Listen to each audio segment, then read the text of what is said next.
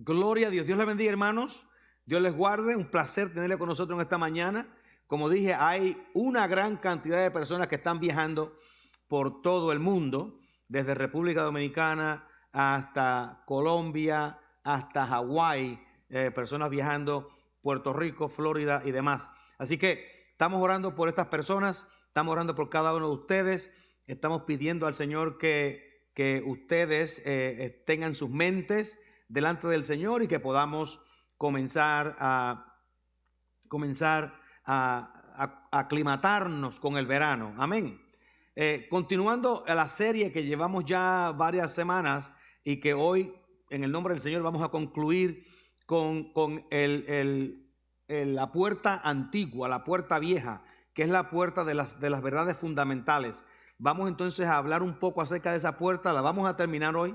Continuamos la serie con las puertas, porque esta es la número 3 y son 10 en total, pero esta me tomó un poquito más tiempo y queríamos hacer esas dos verdades, dos realidades esenciales, que son la iglesia y la resurrección, y hoy vamos a hablar de la resurrección. Así que les voy a invitar a que vayan conmigo a 1 Corintios capítulo 15, del verso 3 al 9. Voy a hacer referencia a otras partes de 1 Corintios, pero solamente voy a leer esa sección ahí. 1 Corintios 15, del 3 al 9. Amén. La palabra del Señor dice, con la bendición del Padre, del Hijo y del Espíritu Santo. Porque primeramente os he enseñado lo que asimismo recibí, que Cristo murió por nuestros pecados conforme a las Escrituras, y que fue sepultado y que resucitó al tercer día conforme a las Escrituras, y que apareció a Cefas y después a los 12. Después apareció a más de 500 hermanos a la vez, de los cuales muchos viven aún y otros ya duermen. Después apareció a Jacobo, después a todos los apóstoles, y al último de todos, como un abortivo, me apareció a mí. Porque yo soy el más pequeño de los apóstoles, que no soy digno de ser llamado apóstol, porque perseguí a la iglesia de Dios. Oramos. Señor, te damos gracias por esta palabra, por la presentación del apóstol Pablo, para que nosotros tengamos un entendimiento claro acerca de este mensaje de la resurrección, como Pablo lo presenta históricamente. Bendice a los que estamos aquí en el día de hoy, y que, Señor, hoy recibamos un mensaje nuevo, que hoy recibamos una palabra que refresque, que, Señor, nos recuerde algo que ya sabíamos, o que nos mueva a entender algo que sea nuevo para nosotros hoy. Gracias te damos por Jesús, en su nombre pedimos. Amén. Amén. Yo creo que la mayor parte de ustedes han visto la película Risen, en español resucitado, en inglés Risen. Esa película salió hace unos cuantos años atrás y habla acerca de los eventos que ocurrieron después del entierro del Señor. Ustedes saben que en la Biblia relata que el Señor es sepultado y que los fariseos comenzaron a propagar la mentira de que los discípulos de Cristo se habían robado el cuerpo. Entonces la película toma esa premisa, y Poncio Pilato, después de la resurrección, y Poncio Pilato, entonces en la película toma la premisa de que si los discípulos se robaron el cuerpo del Señor, entonces ellos iban a encontrar ese cuerpo para demostrar que Jesús no había resucitado de los muertos. Y comenzaron a perseguir a los discípulos. Y los discípulos estaban escondidos, estaban asustados, estaban atemorizados, especialmente después que oyen a las mujeres decir que el Señor acababa de resucitar. Ellos no esperaban la resurrección del Señor. Ellos estaban desanimados, y algunos ya habían comenzado a irse para sus casas, porque consideraban que todo estaba perdido. El Señor había muerto, había sido sepultado, no hay nada que se pueda hacer acá. Pero en la película, tomando esa siguiente porción, eventualmente arrestan a uno de los discípulos que se llamaba Bartolomeo. Y a Bartolomeo lo arrestan y lo llevan donde está el tribuno Claudio, allá en en el palacio de Pilato, y cuando llevan a este hombre allá, el tribuno comienza a hacerle unas cuantas preguntas acerca de los discípulos. ¿Dónde estaban? ¿Se robaron el cuerpo? ¿Quién se lo robó? ¿Por qué se lo robaron? ¿Dónde lo pusieron? ¿Qué hicieron? Y él pues obviamente no le puede contestar porque ellos no se robaron el cuerpo, ellos no saben quiénes son. Y eventualmente el tribuno le pregunta a él que si dónde están los discípulos. Y él le dice, los discípulos están en todos lados. Los discípulos están en todos lados. Porque él estaba diciendo, ¿cómo es posible que un carpintero, un hombre pobre de Israel, sea el Dios que vino del cielo y ahora esté vivo después de haber sido crucificado? Y Bartolomeo en esa parte de la película dice estas palabras en referencia a la resurrección de Cristo. Si Cristo resucitó, esto cambia todas las cosas. Si Cristo resucitó, esto cambia todas las cosas.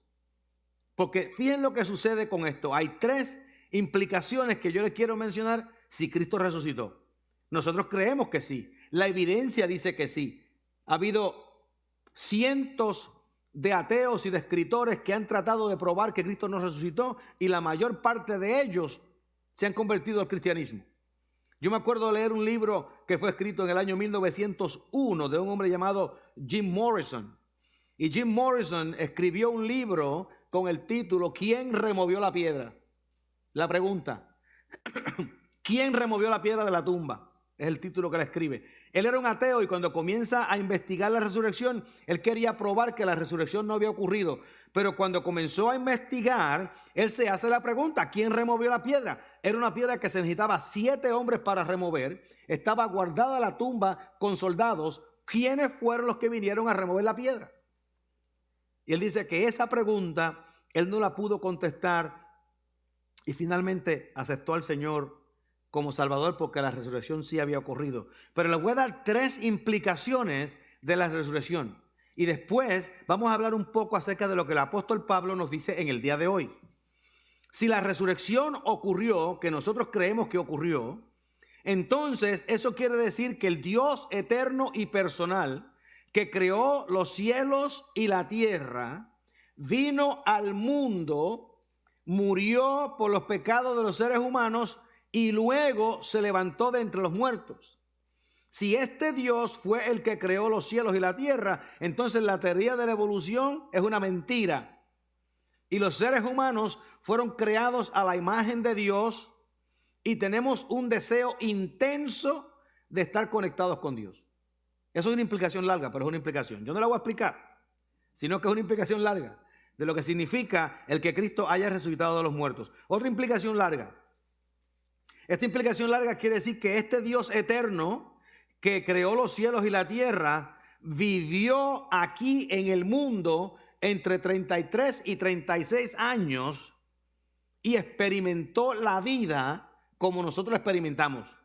Eso quiere decir que no solamente Él nos diseñó a nosotros y sabe cómo nosotros funcionamos, sino que ese Cristo vino al mundo y aprendió en su propia experiencia a saber sentir, a entender lo que es bueno, a entender lo que es malo. Él experimentó días buenos, experimentó días menos buenos y Él entiende la situación y la vida de los seres humanos.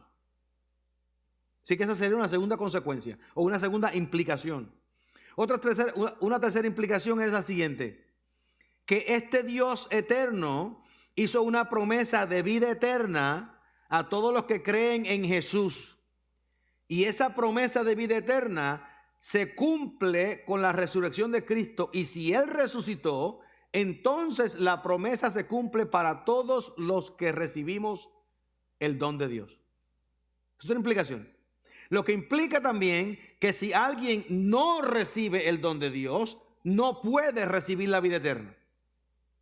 Y Dios entonces, con la resurrección de Cristo, ha separado a aquellos que aceptan el mensaje de Dios y a aquellos que rechazan el mensaje de Dios. Y no hay otra opción. En lo que se refiere a la eternidad solamente hay dos opciones. Usted o recibe el don de vida eterna en Cristo o no lo recibe. Usted no puede medio recibirlo o medio rechazarlo. Tiene que o recibirlo o no recibirlo. Si lo recibe, la promesa de Dios de vida eterna es real, y si no lo recibe, la promesa de Dios de vida eterna es entonces despreciada y rechazada. Porque como dijo Bartolomeo en la película, si Cristo resucitó de los muertos, eso lo cambia todo. Eso lo cambia todo. Amén. Así que cada uno de nosotros debe de considerar cómo nosotros respondemos al mensaje de Dios. Aquí en la iglesia, ustedes están acá porque ustedes creen en la resurrección y han dado respuesta al mensaje de Dios. Pero ustedes conocen gente que no han dado respuesta al mensaje de Dios. Hermanos, yo quiero que ustedes entiendan bien claramente que nosotros que hemos respondido al mensaje de la resurrección de Jesucristo y las promesas de Dios de vida eterna, tendremos herencia con Cristo en el cielo por toda la eternidad.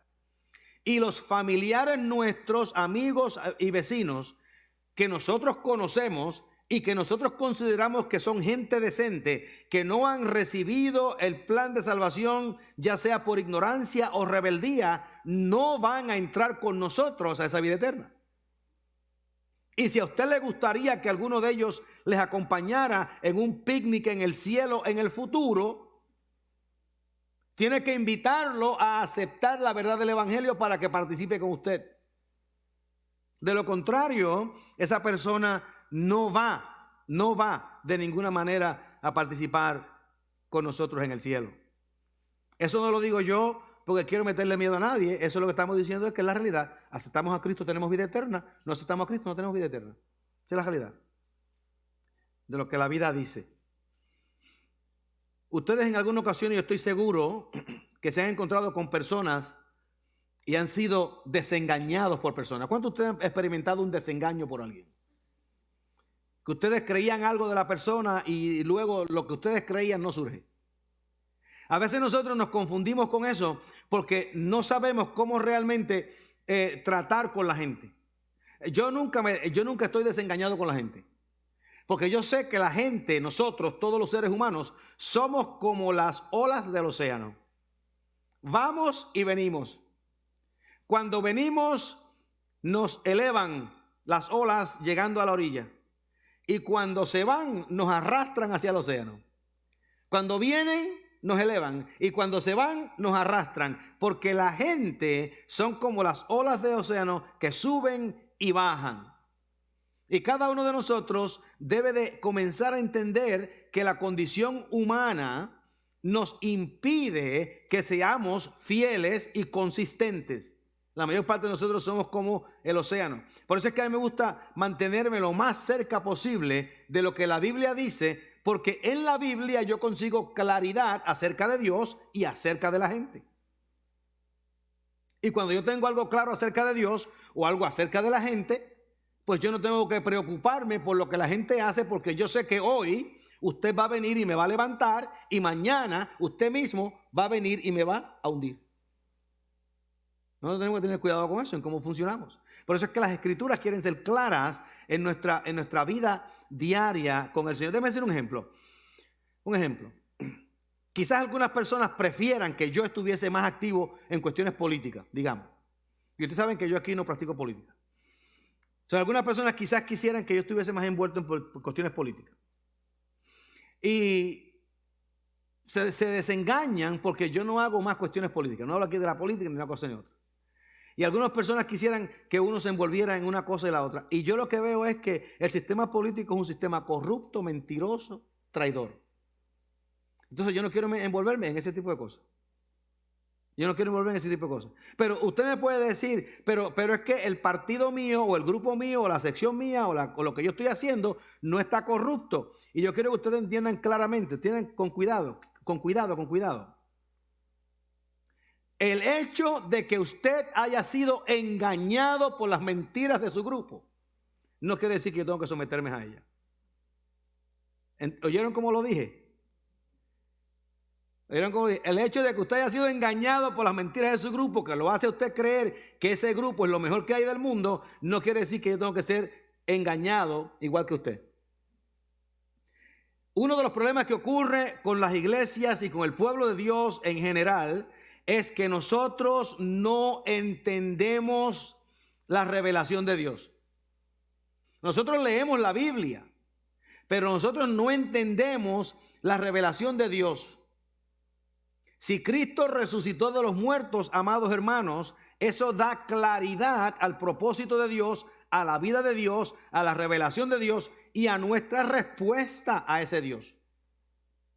Si Cristo resucita de los muertos, yo no tengo tiempo para perder con partidos políticos corruptos, sabiendo que hay gente que necesitan salvación eterna para escapar de este mundo, y nosotros perdiendo el tiempo envueltos con personas que no tienen la más mínima interés de salvar a los demás o de salvarse a ellos mismos. Mire, las personas van y vienen, pero la Biblia dice que aunque mi padre y mi madre me dejaren, con todo el Señor me recogerá. Así que donde nosotros tenemos que ser fieles no es a la gente, no tenemos que ser fieles a los partidos políticos, no tenemos que ser fieles a los equipos de béisbol, no tenemos que ser fieles a nada, tenemos que ser fieles al Señor, y esas cosas las podemos participar, pero siempre a la luz de el Cristo que resucitó. Yo les mencioné que son dos verdades fundamentales. La primera es la iglesia. Esa la discutimos en dos ocasiones. La iglesia. La iglesia es central. La iglesia somos nosotros. En la iglesia hay gente madura. Hay gente inmadura. En la iglesia hay gente que son mejores que otros y hay unos que son peores que otros. En la iglesia hay unos que cojean y otros que tienen manchas en la espalda. En la iglesia hay gente que hacen maldades y hay gente que hacen cosas buenas. En la iglesia hay personas que son honorables y hay personas que son menos honorables. Pero todos los que son de Cristo y están en la iglesia están en un proceso de purificación. Y en ese proceso de purificación nosotros todos participamos. Y como nosotros participamos en ese proceso de purificación, nosotros no estamos llamados ni a juzgar, ni a señalar, ni a condenar, sino que estamos llamados a animar, a proclamar la verdad para que las personas comiencen a ser transformados por el mensaje del evangelio. Esa es la iglesia. Pero la segunda realidad absoluta, esencial para la existencia de nosotros como pueblo de Dios hoy es la resurrección de Jesucristo. La resurrección de Jesucristo. Yo quiero que vayamos a 1 Corintios, capítulo 15. Y hoy yo voy a explicar un poco, pero voy a leer más de ese capítulo. Porque es un capítulo bien importante. Déjenme decirle algo significativo con relación a 1 Corintios capítulo 15. Si usted lee la carta a los Corintios, se va a dar cuenta que el apóstol Pablo, desde el principio del libro, está corrigiendo problemas y contestando preguntas. Él habla con ellos acerca de la inmadurez espiritual, niños en Cristo. Habla con ellos y corrige un problema de conducta mala dentro de la iglesia. Él les da instrucciones acerca del matrimonio por una pregunta que le hicieron. Él habla acerca del ministerio de las mujeres dentro de la iglesia. Él habla acerca de los errores que se estaban enseñando en la iglesia de los Corintios con relación a los dones espirituales.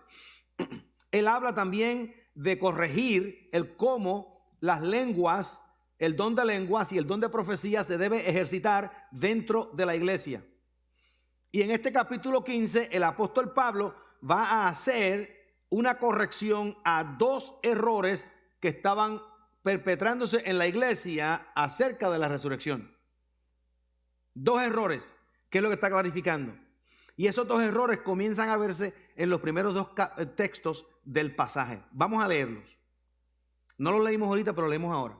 1 Corintios 15, versos 1 y 2. Dice, además, en adición a lo que él dijo anteriormente, os aclaro, hermanos, el evangelio que os he predicado, el cual también recibisteis, en el cual también perseveráis, por el cual asimismo, si retenéis la palabra que os he predicado, sois salvos, si no creísteis en vano. Este pasaje ha sido un poquito malinterpretado por alguna gente. Porque alguna gente dice en el versículo 2, si retenéis la palabra que os he predicado, están diciendo como que si ellos no retienen la palabra que él ha predicado, van a perder la salvación. El apóstol Pablo no está hablando del momento de salvación, él está hablando del proceso de crecimiento de la iglesia. Miren lo que sucede. El apóstol Pablo dice, cuando yo llegué a ustedes, yo les presenté el evangelio. Yo les presenté el evangelio. Yo les prediqué el evangelio y ustedes recibieron la totalidad del evangelio que yo les prediqué. Eso incluye la resurrección. La totalidad del evangelio incluye la resurrección y ustedes comenzaron a perseverar y a vivir de acuerdo a ese evangelio que incluye la resurrección. Mira lo que sucede. Alguien había comenzado a regar en la iglesia de los Corintios que la resurrección no era necesaria para el evangelio. En otras palabras, que las personas podían vivir el evangelio y andar el evangelio sin la necesidad de creer en la resurrección. Por eso en el versículo 2 él le dice, por el evangelio, asimismo, si retenéis la palabra que os he predicado. Lo que él estaba diciendo era, amados hermanos, si ustedes están en el proceso de salvación y si ustedes creyeron verdaderamente, tienen que comenzar a entender que el evangelio es un paquete completo. Y ese paquete incluye la resurrección de Cristo. Porque él dice, si ustedes creyeron en el evangelio, pero creyeron en el evangelio sin la resurrección, ustedes creyeron en vano. Perdieron el tiempo. No creyeron realmente. Si creen en el evangelio sin la resurrección, ustedes creyeron en vano. Por eso es que la resurrección de Cristo es tan importante y central en la predicación del evangelio de Jesucristo. Nosotros creemos que Jesús resucitó de los muertos. Proclamamos que Jesús resucitó de los muertos.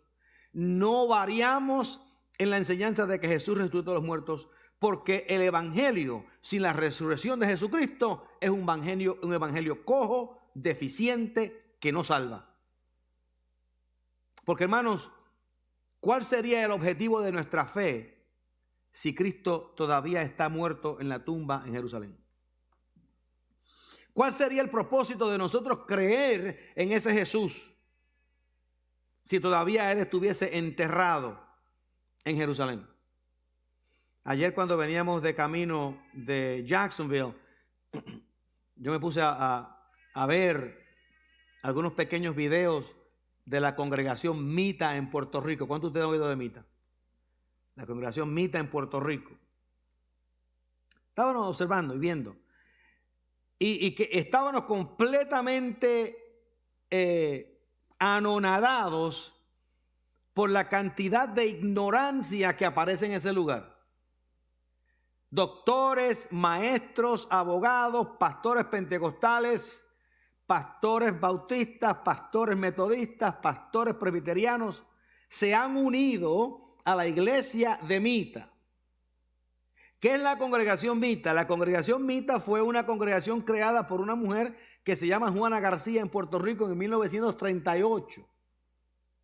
Y ella se declara que ella es Cristo hecho mujer. Ella era Cristo en vida en Puerto Rico. Y ella comenzó a predicar, y en Puerto Rico hay decenas de miles de personas que siguen a Mita. New York, Chicago, Florida, Colombia, Santo Domingo, Más de 20 países en el mundo tienen congregaciones mitas y adoran a esta mujer como que ella es la diosa. En el 1971, ya yo estoy llegando para la escuela superior, en el 1971, Mita, como todos los seres humanos, muere. Y la velaron por 3 días, porque estaban esperando que resucitara de los muertos. Y no resucitó. Y está enterrada en un mausoleo en Santurce. Entonces, como Mita no resucita, tienen que venir con algo nuevo. Y ese algo nuevo que tienen que venir es el que cómo seguimos la congregación, cómo este grupo sobrevive, cómo mantenemos el engaño. Y entonces lo que hacen es que declaran que el hijo de Mita ahora es Mita en Aarón y él se convierte en el Espíritu Santo. Y Aarón continuó la misión de Mita. Y miles y miles de personas continúan añadiéndose al grupo, engañados por una persona que nosotros sabemos dónde está la sepultura y dónde están los huesos, porque él no resucitó. Para mala suerte de esta gente, en enero Aarón también se muere. Ahora tuvieron que buscar a otra persona para que continúe el proceso. Si Mita era Cristo y Aarón el Espíritu Santo, no sé ahora cómo se va a llamar esta última mujer que va a tener el cargo. Pero lo importante de esto es que nosotros tenemos la evidencia física de una gente que participaron, vieron y entendieron la resurrección de Jesucristo. Vamos a leer cómo esto ocurre. Y el apóstol Pablo lo va a mencionar a la iglesia de los Corintios y le va a decir: ustedes no pueden creer en el evangelio sin la resurrección. El evangelio sin la resurrección es poner la fe en algo vano, sin significado, sin poder. La resurrección es central. Cualquiera que le predique a usted un mensaje del evangelio y no incluya la resurrección de Jesucristo, oiga bien, le están mintiendo. No le están hablando del evangelio de Cristo. Están hablando de opiniones de hombres. Y lo que dice acá el apóstol Pablo: de todo lo que él enseñó y corrigió en Corinto. En el versículo 3 comienza con estas palabras: porque primeramente os he enseñado lo que asimismo recibí. El texto en español dice porque primeramente, como que diciendo por aquí fue que yo empecé. Pero el texto en el griego lo que quiere decir porque de primera importancia, o el punto principal del cual yo he querido hablarles a ustedes es este. Y entonces nos describe cuál fue ese punto. No solamente que fue lo primero que enseñó, sino que es lo más importante que enseñó. Que Cristo murió por nuestros pecados conforme a las Escrituras, y que fue sepultado, y que resucitó al tercer día conforme a las Escrituras. Y entonces el apóstol Pablo va a decir esta afirmación: él murió por nuestros pecados de acuerdo a la Biblia, él resucitó de acuerdo al mensaje profético, y entonces va a decir, y tenemos la evidencia física de que estos eventos así ocurrieron. Porque primeramente le aparece a Cefas. Cefas es Pedro. Y después a los 12. Y algunas personas dicen: ¿cómo a los 12 si Judas no estaba? Porque acuérdense que en Hechos capítulo 1 se eligió a otro para que tomase el lugar de Judas. Estaban los 12. Apareció a los 12, incluyendo a ese nuevo. Después apareció a más de 500 hermanos a la vez. 500 personas vieron al Cristo resucitado. Y el apóstol Pablo le dice a la iglesia de los Corintios: si ustedes no quieren creer lo que yo les estoy diciendo, de esos 500 a los cuales el Señor le apareció, hay muchos que todavía están vivos y ustedes pueden ir y preguntarles a ellos si ellos vieron al Cristo resucitado. O sea que el texto dice que internamente había suficiente evidencia que si alguien quería retar lo que el apóstol Pablo estaba enseñando, podía hacerlo y preguntarle a los que habían visto al Cristo resucitado. La evidencia era interna dentro de ellos mismos. Y dice entonces después apareció Jacobo, Santiago, el hermano de Jesús, que se convierte al Señor, acepta al Señor como Salvador y se convierte en el pastor principal de la iglesia en Jerusalén. Y después le apareció a todos los apóstoles. Porque no solamente los 12 eran apóstoles. Los 12 eran los primarios, pero habían otras personas consideradas apóstoles en aquel tiempo. Y se le apareció a todos ellos. Estamos ahora hablando de 600 o 700 personas que ven al Cristo resucitado. Y Pablo dice, y al último de todos, si acaso no creen ese mensaje, déjenme decirle algo que ocurrió. Él también se me apareció a mí.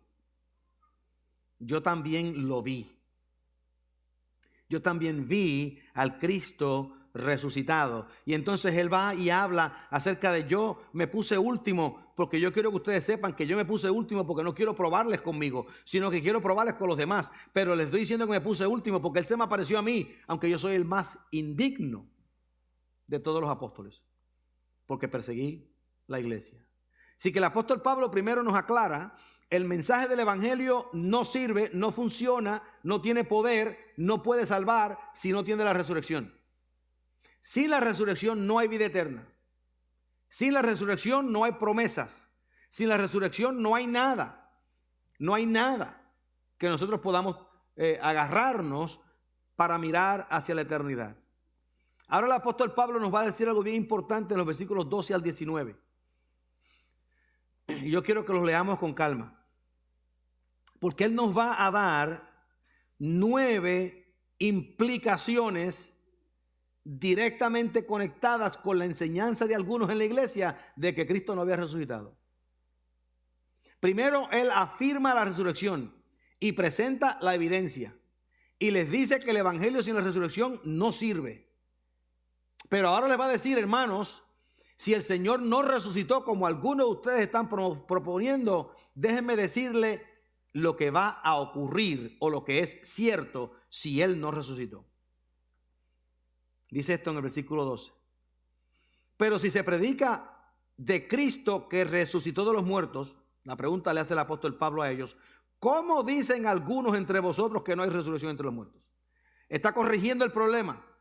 Dentro de la iglesia de los Corintios estaban diciendo: nosotros queremos ir a la iglesia, como dicen una gente en el mundo hoy. Queremos participar de la iglesia, pero lo que no queremos es que nos digan que tenemos que vivir una vida en santidad. Nosotros queremos seguir haciendo lo que queremos hacer. Y algunos en Corintios estaban diciendo: nosotros queremos ser miembros de la iglesia, queremos ser miembros de la congregación, queremos la vida eterna, pero esa idea de la resurrección, pues es difícil creerla. Y todavía hoy la gente dice: eso es difícil creerlo. Y algunas personas prefieren irse al infierno que aceptar la realidad de la resurrección de Jesús, que es una cosa increíble. Pablo hace la pregunta: ¿cómo dicen algunos entre vosotros que no hay resurrección de muertos? Y aquí vienen las implicaciones.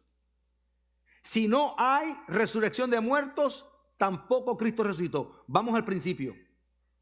Si no hay resurrección de muertos, tampoco Cristo resucitó. Implicación número 1. Implicación número 2. Y si Cristo no resucitó, vana es entonces nuestra predicación.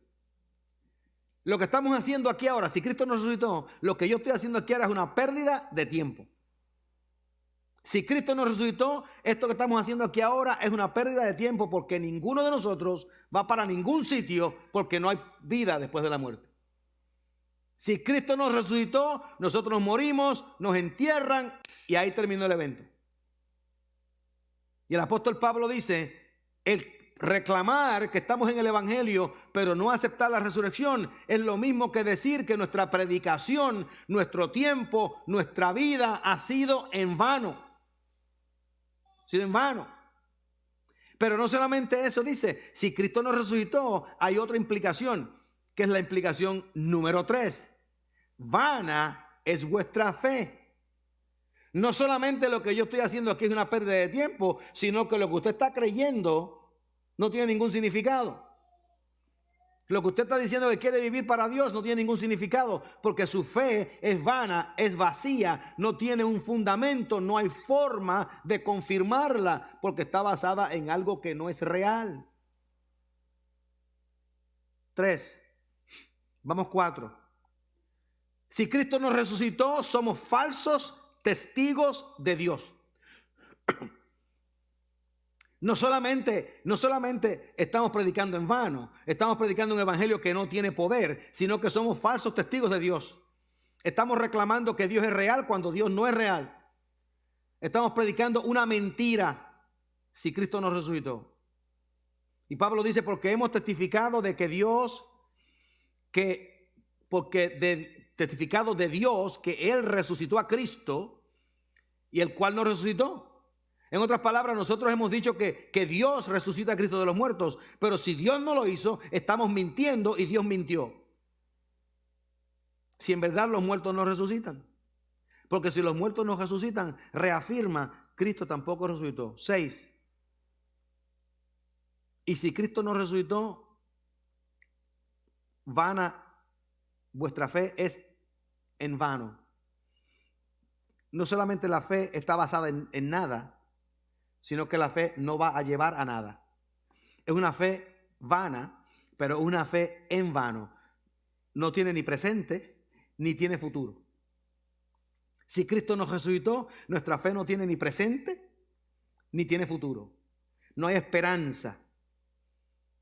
Dice el apóstol Pablo, continuando, no solamente nuestra predicación es en vano, no solamente somos mentirosos, no solamente Dios es mentiroso, no solamente su fe ni viene, ni va para ningún sitio, ni está en ningún sitio, sino que aún estáis en vuestros pecados.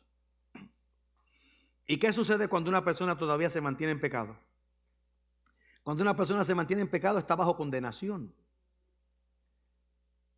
Quiere decir que sin la resurrección de Jesucristo nosotros no tenemos esperanza de tener una reconciliación con Dios. Pero otra implicación dice es que si esto fuera cierto, que Cristo nos resucitó, también los que durmieron en Cristo perecieron. Murieron en Cristo, dieron sus vidas, fueron arrollados por los leones en el Coliseo, fueron asesinados y crucificados y murieron por nada. Perdieron sus vidas. Perdieron sus vidas. Y finalmente dice la última implicación. Si en esta vida solamente esperamos en Cristo, en otras palabras, si en esta vida nuestra única esperanza es en el Cristo resucitado y Él no resucitó de los muertos, somos los más miserables de todos los hombres. Eso es un retrato bastante feo que el apóstol Pablo pinta. Pero no nos deja ahí, porque quiero leerles la próxima situación, la próxima pasaje, comenzando en el verso 20. Se lo voy a leer y unos comentarios de aquí y de allá. Dice el apóstol Pablo, el evangelio que les predicamos fue cierto, fue real, basado en la resurrección de Cristo. Y en el verso 20 comienza, mas ahora afirma, Cristo ha resucitado de los muertos. Primicias de los que durmieron es hecho. Él es el primero que resucita. Y no solamente es el primero que resucita, sino que es el primero que resucita porque otros van a resucitar con él, que somos nosotros. Verso 21, porque por cuanto la muerte entró por un hombre, Adán, también por un hombre la resurrección de los muertos. Y el apóstol Pablo dice, no es posible que creamos que el pecado entró al mundo por un hombre y que al mismo tiempo rechacemos que el pecado fue sacado del mundo por un hombre. Los dos tienen sentido. Porque así como en Adán todos mueren, también en Cristo todos serán vivificados. Todos seremos resucitados. Pero cada uno en su orden. Cristo primero. Luego los que son de Cristo en su venida. Así que cuando el Señor regrese, suena la trompeta y nosotros los que estamos en Cristo en la tumba oiremos el sonar de la trompeta y nos levantaremos en vida eterna. Luego el fin, cuando entregue el reino al Dios y Padre, cuando haya suprimido todo dominio, toda autoridad y toda potencia, porque preciso es que Él reine hasta que haya puesto a todos sus enemigos bajo sus pies. Y el postrer enemigo será la muerte, porque todas las cosas las sujetó bajo sus pies. Y cuando dice que todas las cosas están sujetadas a Él, claramente se exceptúa aquel que sujetó a Él todas las cosas.